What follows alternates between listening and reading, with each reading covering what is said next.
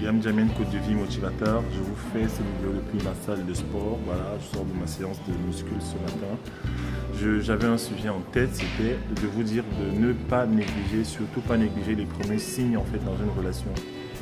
Les premiers signes en fait, les premiers défauts, les premiers boutons rouges en fait, les choses qui ne vont pas. Au début d'une relation, généralement chez l'autre en fait on constate des choses, des imperfections, des petits déraillements, des défauts, des mauvaises habitudes et parfois omnibulé par l'amour, qu'est-ce qu'on fait? On continue quand même, on se dit bon tiens, si on se marie, le mariage va arranger tout ça, ça va aller, c'est rien, on va gommer ça. Certaines femmes même pensent qu'elles sont Mère Teresa, elles se disent qu'elles peuvent changer quoi. Généralement vous allez voir qu'un homme dans une relation, s'il est sincère, il va vous dire qu'il a un problème avec telle ou telle chose.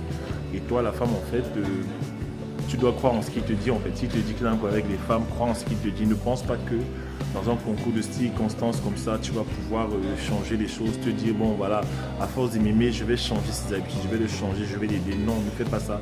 Tu n'es pas Dieu. Si Dieu n'a pas pu le changer, le Saint-Esprit puissant qu'il est n'a pas pu le changer jusqu'à ce stade. En fait, je ne pense pas que toi tu pourras le faire. Déjà toi, il faudrait te changer toi-même. Voilà, les premiers signes parfois, tu constates qu'il a telle habitude, il parle mal des gens, elle parle mal des gens, il critique, voilà, un peu paresseux, un peu paresseuse, un peu négligent, voilà, tu te dis non, bon, j'aime bien, ça va changer. C'est pas comme ça, il faut confronter le problème, il faut affronter le problème, prendre le problème par les cornes et poser des questions parce que le mariage en fait c'est un révélateur, vous voyez la lumière là, la lumière.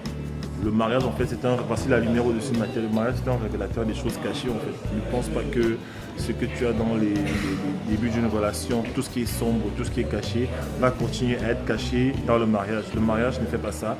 Le mariage met les pleins phares, les pleins projecteurs sur ce qui est caché.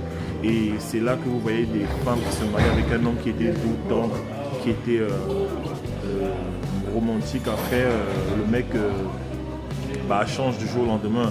Le mec, parfois certains hommes ou alors certaines femmes, non certains hommes pour les projets peuvent dire oui tu sais chérie je vais faire ça, je vais faire ceci, je vais faire ceci. En fait le mec avait plein de projets quoi.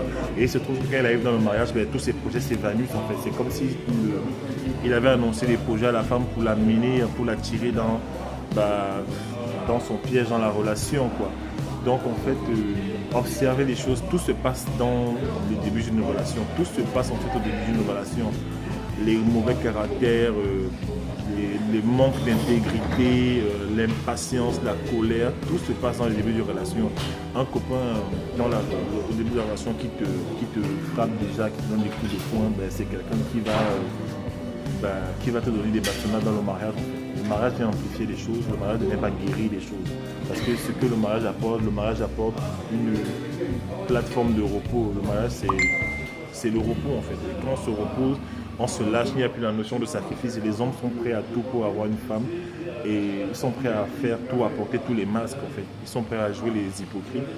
Vous savez, le mot hypocrite vient, je crois, d'une définition grecque qui veut dire en fait que les hypocrites c'était des gens en fait qui dans des villes en fait à Rome qui portaient des masques en fait, des masques qui cachaient leur vrai visage en fait. Et l'homme en fait pour t'avoir, il peut cacher son vrai visage, il peut faire semblant, il peut être attentionné, il peut faire ce que tu demandes, il peut avant de te rencontrer se renseigner sur ce que tu veux, il fait ce que tu veux, voilà, mais au fond il a un but en fait précis.